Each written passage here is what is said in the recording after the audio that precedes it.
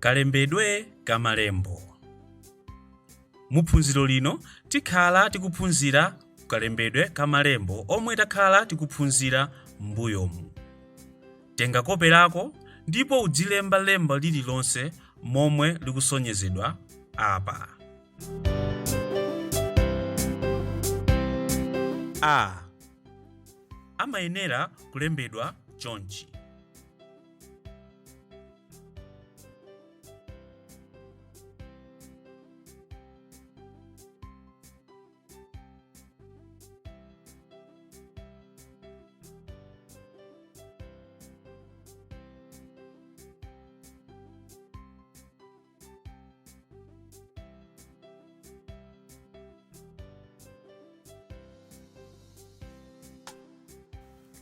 Kalembedwe kake ndi chonchi.